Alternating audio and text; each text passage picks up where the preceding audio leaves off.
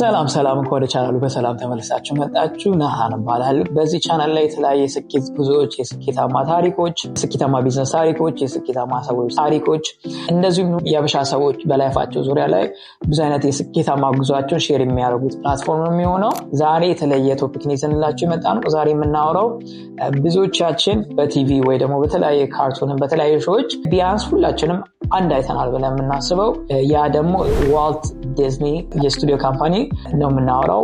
የሱ ታሪክና ስለ ካምፓኒው በደንብ እናወራለን። እንዴት የሙቪ ፕሮዳክሽን ካምፓኒ እንዴት ክሬት ማድረግ እንችላለን፣ እሱንስ ትልቅ ቦታ እንዴት ማድረስ እንችላለን የሚለው በዚህ ቪዲዮ እናወራለን። ለኢትዮጵያም ልንጠቀማቸው የምንችላቸው አይዲያዎች ይኖራሉ። በተለይ አኒሜሽን ላይ አሁን ወጣ እያሉ እየመጡ ያሉ ብዙ ኮንቴንት ክሬተሮች፣ ብዙ ስኪልድ የሆኑት ኤዲተሮች እየመጡ ናቸውና I hope this can be inspiring ለእንደዚህ አይነት ኮንቴንት የምትፈልጉ ሰዎች። እንደዚህ አይነት ቪዲዮ የምትወዱ ከሆነ ላይክ፣ ፎሎ፣ ሰብስክራይብ አድርጉ። እንዳልኳችሁ ፖድካስት እንግዶችን እንጋብዛለን። የተለያየ ስኬታማ ቢዝነሶችን ኤክስፕሎር እናደርጋለን። ቤተሰቡን ተቀላቀሉ። ጊዜያችሁ ሳይገል በፊት አሁን ሜሮን የሚቀጥለው ፓርት አብራራላችኋለች። ቻው።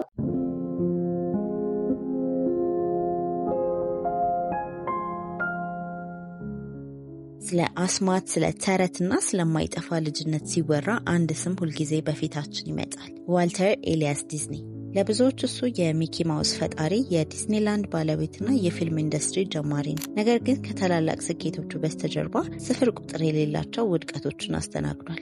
ዋልት ዲዝኒ በ1901 በቺካጎ ተወልዶ አብዛኛውን ልጅነቱን ያሳለፈው በሜርሲል ሚዙሪ በሚገኝ እርሻ ላይ ነበር። አባቱ ኤሊያስ ዲዝኒ በጣም ጠንካራና ኃይለኛ ሰው ነበር። በልጆቹ ላይ ብዙ ስራ ይጭንባቸው ስለነበር ዋልት ገና ትንሽ ልጅ እያለ በሳምንት 7 ቀን ከሌሊቱ ተነስቶ ጋዜጣ ያድል ነበር።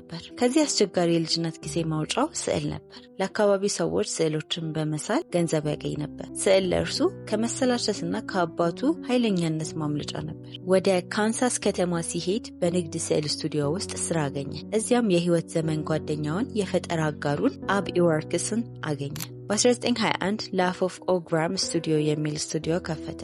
ለአካባቢው ቲያትሮችን፣ የካርቱን ማስታወቂያዎችን ይሰራ ነበር። ምንም እንኳን የፈጠራ ችሎታ ቢኖረውም በገንዘብ አስተዳደር ልምድ ስላልነበረው ገንዘቡን በሙሉ አኒሜሽን ጥራት ላይ ያጠፋ ነበር። በመጨረሻም ኪሳራ ገጠመው። ዋልት ኪሳራ ከገጠመው በኋላ ወንድሙ ሮይ ኦ ዲዝኒ ወዳለበት ካሊፎርኒያ ሄደ።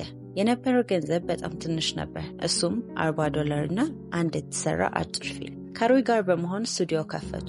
ሮይ የገንዘብና የቢዝነስ ስራውን ይይዛል፣ ዋልት ደግሞ የፈጠራ ጎን። በ1927 ኦስዋልድ ዘ ላኪ ራቢት የተባለ ተወዳጅ ገጸ ባህሪ ፈጠሩ። ገና ተወዳጅነቱ ሊያድግ ሲል ከዋና አከፋፋያቸው ጋር ለድርድር ሲቀመጡ ገጸ ባህሪው የመጠቀም መብት ወይም ራይትስ እንደተነጠቀ አወቀ።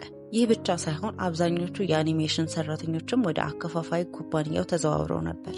በዚያ የብስጭት ጊዜ ውስጥ አዲስ ገጸ ባህሪ ያሰበ። መጀመሪያ ሞርቲመር ማውስ ብሎ ሰየመው። ሚስቱ ሊሊያን ግን ስሙን ሚኪ ማውስ ብላ ቀየረችው። በ1928 በስቲምቦት ዊል ካርቱን በድምፅ የታጀበ የመጀመሪያው የተሳካለት ካርቱን ሆነ።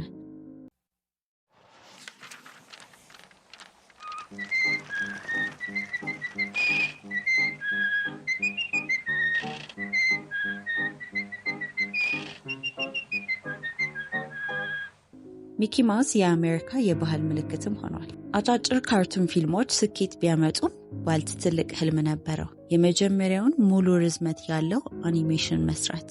በ1937 ስኖ ዋይት ኤንድ ዘ ሰቨን ድዋርፍስ የሚል ፊልም ለመስራት አሰበ። ነገር ግን ሁሉም ተቃወሙት፣ ሚስቱ፣ ወንድሙ ሮይ እና የሆሊውድ ባለሙያዎችን ጨምሮ። ዋልት ቤቱን በሙሉ ለብድር አስይዞ ፕሮጀክቱን ጀመረው። ፊልሙ ሲወጣ የሆሊውድን ታሪክ ቀይሯል። በዓለም ዙሪያ $8 ሚሊዮን ገቢ አስገኘ። በወቅቱ እጅግ በጣም ትልቅ ገንዘብ ነበር። ዋልት በፊልም ጥራት ላይ ያሳየው ጽናት የአኒሜሽን ጥበብና ዋና ጥበብ ወይም ሜጀር አርት ፎርም ከፍ አደረገው። ዋልት ከልጆቹ ጋር ቅዳሜ ሲዝናና ትንንሽ ልጆች የሚዝናኑበት ቦታ፣ ወላጆች ግን አሰልቺ የሆነበትን መናፈሻ አይቶ ነበር። አዲስ ሀሳብም መጣለት፣ ቤተሰቦች በሙሉ አብረው የሚዝናኑበት ቦታ መፍጠር። ዲዝኒላንድ የመጣው ከቢዝነስ ሀሳብ ሳይሆን ከዋልት የግል ፍላጎት። ዋልት ዲዝኒ በ1966 በ60 ዓመቱ አረፈ። የመጨረሻው ስራው ኤክስፐሪሜንታል ፕሮቶታይፕ ኮሚኒቲ ኦፍ ቱሞሮ የሚባል የወደፊት ከተማ የመገንባት እቅድ ነበረው። የምናደርጋቸው ነገሮች ሁሉ የሚጀምሩት በህልም ነው፣ ከዚያም በእምነት፣ ከዚያም በድፍረት። እንደነዚህ አይነት ሀሳቦች እንዲደርሳችሁ ቻናላችንን ላይክ፣ ሼር፣ ሰብስክራይብ ማድረግ አይርሱ። No city of today will serve as the guide for the city of tomorrow. Epcot will be a planned environment, demonstrating to the world what American communities can accomplish through proper control of planning and design.